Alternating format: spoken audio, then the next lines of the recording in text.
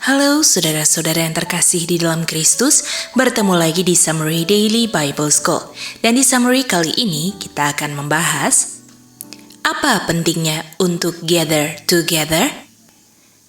Gather together disebut penting karena ini adalah yang Tuhan perintahkan. Dan pentingnya itu karena yang Tuhan perintahkan itu ada benefitnya untuk kita. Dan kita akan tahu itu penting kalau dalam kenyataan hidupnya kita rasakan benefitnya. Ataupun sebaliknya, kita tidak akan rasa pentingnya kalau saya tidak dapatkan benefitnya. Walaupun ada orang yang tidak rasa gather together itu penting karena tidak dapatkan benefitnya, karena Tuhan yang bilang itu tetap penting dan tetap ada benefitnya untuk orang yang bisa rasakan benefitnya. Pertanyaannya, apa benefit dari gather together yang tidak akan didapat saat saya tidak gather together? Nah, kita harus tahu apa yang firman Tuhan bilang tentang gather together. Dan saya harus pelajarinya dan membuktikannya dari Alkitab. Di kitab Zefanya 2 ayat 1 dikatakan gather together. Dan gather together-nya adalah before the decree atau before the day of the Lord's anger. Jadi kita gather together karena decree sudah dekat ataupun the day of the Lord's anger sudah dekat. Pertanyaannya, untuk apa gather together before the decree? Di ayat 3 dikatakan untuk seek righteousness.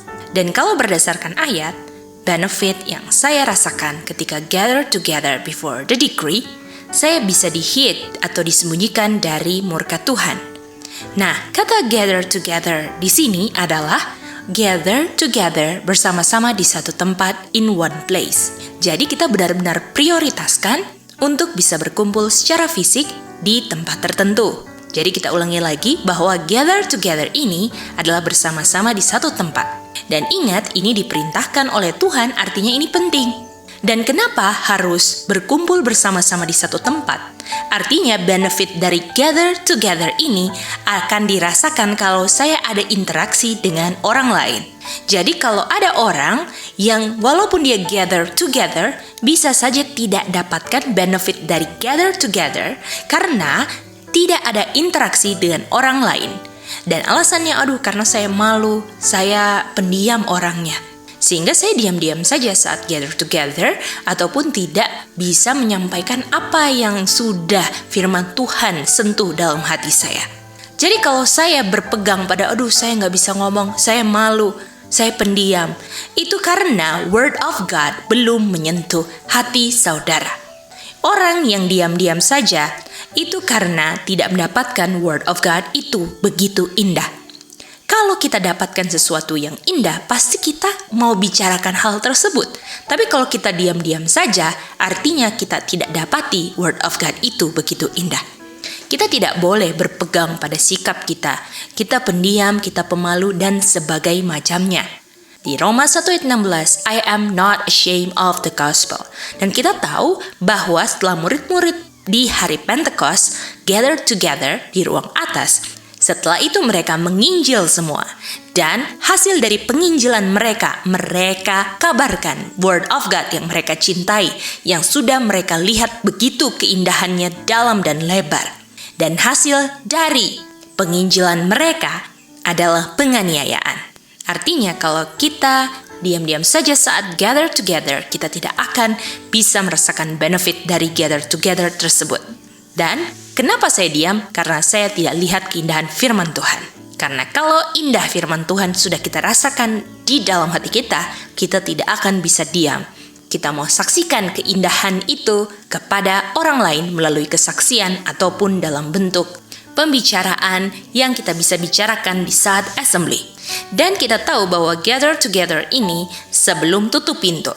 Dan tutup pintunya terjadi di Daniel 12 ayat 1. Dan kapan pintu dari probation ini terbuka yang tertutupnya di Daniel 12:1. Terbukanya adalah Kejadian 3 ayat 6. Kenapa pintu probation terbuka yang tertutupnya di Daniel 12 ayat 1? Karena sebelum pintu terbuka di Kejadian 3 ayat 6, Adam dan Hawa lalai untuk gather together. Di mana Hawa disuruh oleh malaikat-malaikat, jangan berpisah dari suami kamu. Gather together dengan suami kamu, malah memisahkan diri ke tempat yang dia inginkan.